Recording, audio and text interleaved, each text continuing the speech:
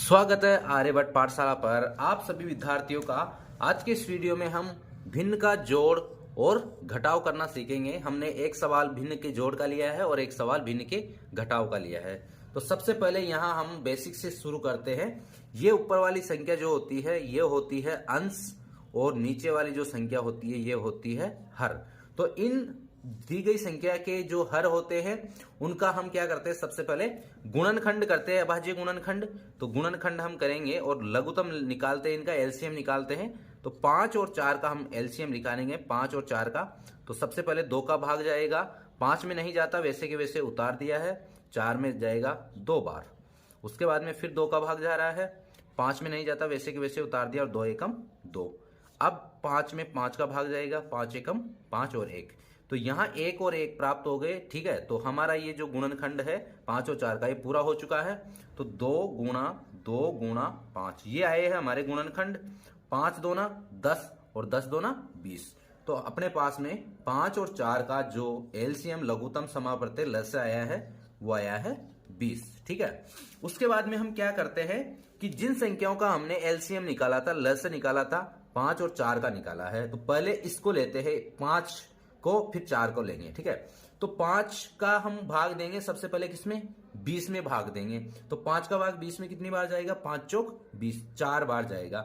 और इसको गुणा कर देंगे किससे, इस जिसका हमने भाग दिया उसके अंश से। 3 क्या है अंश में, 5 के अंश में कितना 3, तो उसको गुणा कर देंगे 3 से। प्लस यहां पर है हर में 4, तो 4 का भाग 20 में देंगे तो कितनी बार जाएगा, 5 बार जाएगा। और 5 को हम गुणा कर देंगे किससे, इस 4 के अंश में क्या है 7 से। उसके बाद में 4 को 3 से गुणा किया 12, प्लस 5 को 7 से गुणा किया 35 बटे 20। यहां पर हम इन दोनों संख्याओं का योग कर देंगे, 2 और 5 हो जाएंगे 7, 1 और 3 4 बटे 20। तो हमारे पास में जो 3 बटे 5 और 7 बटा 4 है, इन दोनों का योग कितना आया है, 47 बटे 20 हमारे पास में इन दोनों संख्याओं का योग आया है। अब हम करेंगे इन दोनों संख्याओं का घटाव। ठीक है, जिस तरह से हमने यहां पर इन संख्याओं का लघुत्तम समापवर्ती एलसीएम निकाला था, उसी तरह ही हम यहां पर भी हरों का क्या करते हैं, लस्य निकालेंगे। तो हरों का लस्य निकालेंगे तो 7 और 5 का लस्य निकालेंगे। 5 भी अभाज्य संख्या है और 7 भी अभाज्य संख्या है, तो 5 में 5 का भाग जाएगा, 7 में नहीं जाता है, वैसे के वैसे लिख दे, और 5 में 1 बार। उसके बाद में 7 में देंगे तो 7 में 1 बार। यहां नीचे 1 1 आ गया, तो इन दोनों के गुणनखंड हो चुके हैं। 5 गुणा 7 बराबर 35।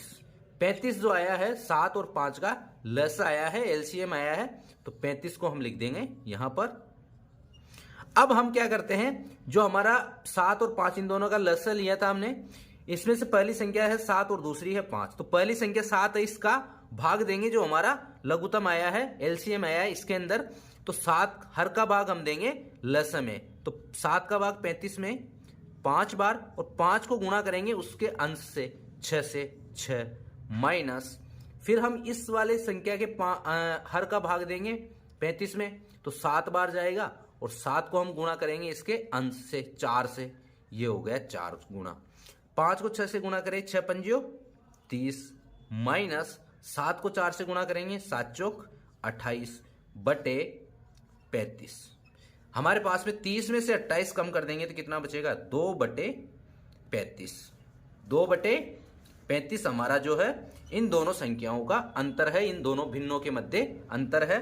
तो ये हमारे पास में प्राप्त हुए हमें इस संख्या के उत्तर 5 बटे 35। तो इस प्रकार से हम भिन्न का जोड़ और घटाव कर सकते हैं। सबसे पहले उनका एलसीएम निकालते हैं गुणनखंड अभाज्य गुणनखंड विधि से, उसके बाद में उसके हर का भाग देते हैं एलसीएम में, और उसको गुणा करते हैं, जितनी बार भाग जाता है उसको गुणा करते हैं अंश से। उसी प्रक्रिया से आगे करते हैं, सभी में इस तरह से करते हैं। और उसके बाद आगे हमारा अगर जोड़ करना है तो जोड़ देते हैं, अगर घटाना है तो घटा देते हैं। तो अगर वीडियो अच्छा लगा हो तो लाइक कीजिए, सब्सक्राइब कीजिए आर्यभट्ट पाठशाला को ऐसे और वीडियो देखने के लिए। Thank you.